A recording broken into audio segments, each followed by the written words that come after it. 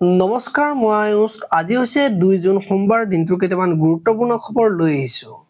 প্ৰথম খবৰটো হৈছে ব্ৰহ্মপুত্ৰৰ নিয়ন্ত্ৰণ আমাৰ হাতত আছে, ভাৰতক ভাবুকি কপটীয়া চীনৰ। পৰৱৰ্তী খবৰটো হৈছে এদিনীয়া আন্তঃৰাষ্ট্ৰীয় ক্ৰিকেটৰ পৰা অৱসৰ ঘোষণা অষ্ট্ৰেলিয়ান অলৰাউণ্ডাৰ গ্লেন মেক্সৱেলৰ। পৰৱৰ্তী খবৰটো হৈছে অৰুণাচলত নিখোজ গুৱাহাটীৰ চিকিৎসক পৰশুৰাম কুণ্ডৰ সমীপৰ পৰা নিখোজ দেৱেনজিৎ কুমাৰ শৰ্মা। লোহিত নদীৰ সমীপৰ এখন ৰিজৰ্টত আছিল চিকিৎসকজনৰ বাইক আৰু মানিবেগ উদ্ধাৰ। পৰৱৰ্তী খবৰটো হৈছে বাংলাদেশৰ ৰাজনৈতিক দলসমূহ জামাত ইছলামীৰ ওপৰত থকা নিষেধাজ্ঞা প্ৰত্যাহাৰ কৰিলে বাংলাদেশৰ উচ্চতম ন্যায়ালয়ে।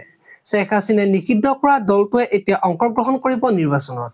পৰৱৰ্তী খবৰটো হৈছে যোৰহাটত মহিলা সাংবাদিকক অশালীন আচৰণ একাংশ কংগ্ৰেছীৰ। এইবাৰ উদণ্ড কংগ্ৰেছ সমৰ্থকৰ বিৰুদ্ধে থানাত গোচৰ ৰুজু। পৰৱৰ্তী খবৰটো হৈছে আজি লখিমপুৰলৈ যাব মুখ্যমন্ত্ৰী। বান পৰিস্থিতিৰ বুজ ল'ব মুখ্যমন্ত্ৰীয়ে।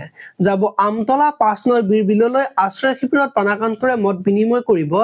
লখিমপুৰৰ মাথাউৰি পৰিদৰ্শন কৰিব মুখ্যমন্ত্ৰীয়ে। পৰৱৰ্তী খবৰটো হৈছে উত্তৰ গুৱাহাটীৰ ফেৰী সেৱা বন্ধ। উত্তৰ গুৱাহাটীৰ 3টা ঘাটৰ ফেৰী সেৱা বন্ধ।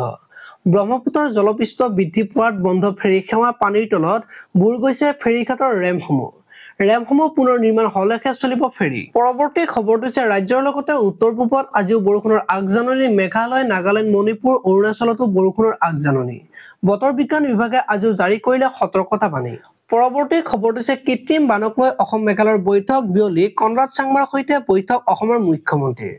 কইনাধাৰা ৰাজ্যিক অতিথিশালাত বিয়লি 5 বজাত বৈঠক। সীমা সমস্যাক লৈ বৈঠকত হ'ব আলোচনা। পৰৱৰ্তী খবৰটো হৈছে বাংলাদেশৰ ঢাকাৰ পৰা আঁতৰিল বংগবন্ধু শ্বেখ মুজিবুৰ ৰহমানৰ ফটো। স্থান পালে মন্দিৰ, মছজিদ আৰু ঐতিহাসিক কীৰ্তিচিহ্নই।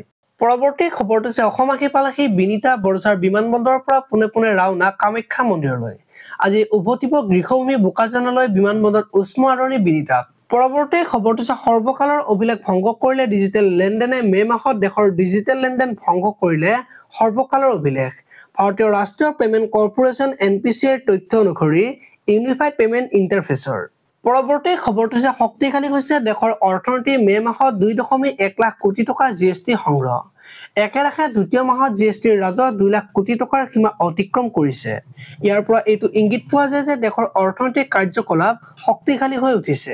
মানে আপোনালোকে যদি ভিডিঅ'টো চাই ভাল পালে তেতিয়াহ'লে লাইক কৰিব আৰু এনেকুৱা ধৰণৰ খবৰ মই সদায় পাই থাকিবলৈ চেনেলটো ছাবস্ক্ৰাইব কৰি বেল আইকনটো প্ৰেছ কৰি দিব। ধন্যবাদ।